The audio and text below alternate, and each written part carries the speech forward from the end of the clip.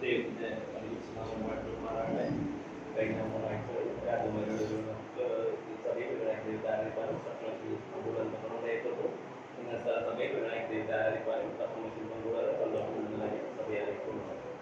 ആരാധനയുടെ ബന്ധത്തിൽ സങ്കീർത്തനങ്ങൾ 5-ാം അധ്യായം 7-ാം വാക്യം. സങ്കീർത്തനങ്ങൾ 5-ാം അധ്യായം 7-ാം വാക്യം. ഞാനും നിന്റെ കൃപയുടെ ബന്ധത്താൽ നിന്റെ ആലയത്തിലേക്ക് ചെന്നു നിന്റെ വിശുദ്ധ മന്ദിരത്തിന് നേരെ നിങ്ങളുള്ള ഭക്തിയോടെ ആരാധിക്കും.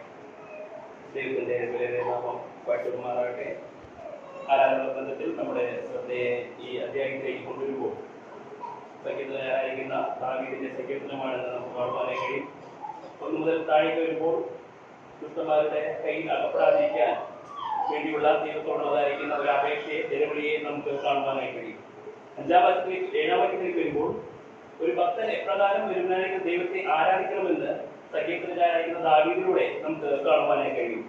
3 കാര്യങ്ങളിലൂടെ നമുക്കത് കാണുവാനായി കഴിയും. ഒന്നാമത്, ഞാനും നിന്റെ കൃപയുടെ ബഹുത്വത്താൽ, വരുന്നതായിരിക്കുന്ന ദൈവത്തിന്റെ കൃപയുടെ ബഹുത്വത്താൽ അവനെ ആരാധിക്കണമെന്ന് നമുക്ക് അവിടെ കാണുവാനായി കഴിയും. വരുന്നതായിരിക്കുന്ന ദൈവത്തിന്റെ കൃപയുടെ ബഹുത്വം അല്ലെങ്കിൽ ആ കൃപയുടെ വലിപ്പം നാം നോക്കുകയാണെങ്കിൽ ലേഖനം 2-ാം അധ്യായം 8-ാം വാക്യത്തിൽ വരുമ്പോൾ അവിടെ നാം ഇങ്ങനെ വായിക്കുന്നു: കൃപയാലല്ലോ നിങ്ങൾ വിശ്വാസം മൂലം രക്ഷിക്കപ്പെട്ടിരിക്കുന്നത്, അതിനും നിങ്ങൾ കാരണമല്ല, ദൈവത്തിന്റെ ദാനമാകുന്നു. നോക്കുക, ഇവിടെ നമുക്ക് കാണുവാനായി കഴിയുന്നത് ദൈവത്തിന്റെ കൃപയുടെ വലിപ്പം നമുക്ക് കാണുവാനായി കഴിയുകയാണ്. കൃപയാലാണ് നിങ്ങൾ വിശ്വാസം മൂലം രക്ഷിക്കപ്പെട്ടിരിക്കുന്നത്. കൃപ നിമിത്തം രക്ഷ അല്ലെങ്കിൽ വീണ്ടുജനനം അല്ലെങ്കിൽ ദൈവത്തിന്റെ മക്കളായി കഴിയുവാൻ നമുക്ക് ഇടയായി തീർന്നത് നമുക്ക് കാണുവാനായി കഴിയാണ്. അപ്പോൾ ആ കൃപ നിമിത്തം ഉയർന്നായിരിക്കുന്ന ദൈവത്തെ ആരാധിക്കണമെന്ന് നമുക്ക് കാണുവാനായി കഴിയുന്നു.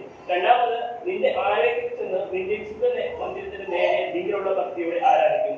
നിന്റെ ആലയത്തിൽ ചെന്ന് ഇവിടെ ആലയം എന്ന് കാണുന്നത് നമുക്ക് സമാപന കൂടാരം എന്ന് നമുക്ക് കാണുവാനായി കഴിയും. എന്നാൽ പുതിയ നിയമത്തിലെ ഇന്നത്തെ നമ്മുടെ ആരാധന ആലയം എന്ന് പറയുന്നത് ദൈവം ഉണ്ടാക്കിയ ദൈവത്തിന്റെ സഭയാണെന്ന് നമുക്ക് കാണുവാനായി കഴിയും. അപ്പോൾ ദൈവത്തിന്റെ സഭയിൽ കടന്നുകൊണ്ട് നിങ്ങളിലുള്ള ഭക്തിയോടെ ആരാധിക്കും. ദൈവത്തോട് ഉള്ളതായിരിക്കുന്ന ഭക്തിയോടെ നമുക്ക് അവനെ ആരാധിക്കണമെന്ന് നമുക്ക് കാണുവാനായി കഴിയാണ്. ദൈവത്തിന്റെ ഭക്തിയെ നാം നോക്കുമ്പോൾ ദൈവത്തിന്റെ ഭക്തി എന്ന് പറയുന്നത് നിർമ്മലമായിരിക്കുന്ന ഒന്നാണ് എന്ന് നമുക്ക് കാണുവാനായി കഴിയും. എന്തുകൊണ്ട് നാം ഭക്തിയോടെ ദൈവത്തോടെ ആരാധിക്കണം, അല്ലെങ്കിൽ ആ ഭയത്തോടെ നാം എന്തിനൊന്നുകൊണ്ട് ആരാധിക്കണമെന്ന് നാം ചിന്തിക്കുമ്പോൾ നാം ആയിരിക്കുന്നത് ജീവനുള്ള വീരനായിരിക്കുന്ന ദൈവത്തിന്റെ സന്നിധിയിലാണ്. നാം രാജാവിയായിരിക്കുന്ന വീരനായിരിക്കുന്ന ദൈവത്തിന്റെ സന്നിധിയിലാണ്. നാം നേരത്തെ കേട്ടതുപോലെ ദേവന്മാരെല്ലാം അവനെ ഭയപ്പെടുവാൻ തക്കവണ്ണം യോഗ്യനായിരിക്കുന്ന വീരനായിരിക്കുന്ന ദൈവത്തിന്റെ സന്നിധിയിലാണെന്ന് നമുക്ക് കാണുവാനായി കഴിയും. അപ്പോൾ ആ ഭക്തിയോടെ ആ ഭയത്തോടെ നാം വീരനായിരിക്കുന്ന ദൈവത്തെ ആരാധിക്കണമെന്ന് നമുക്കിവിടെ കാണുവാനായി കഴിയാണ്.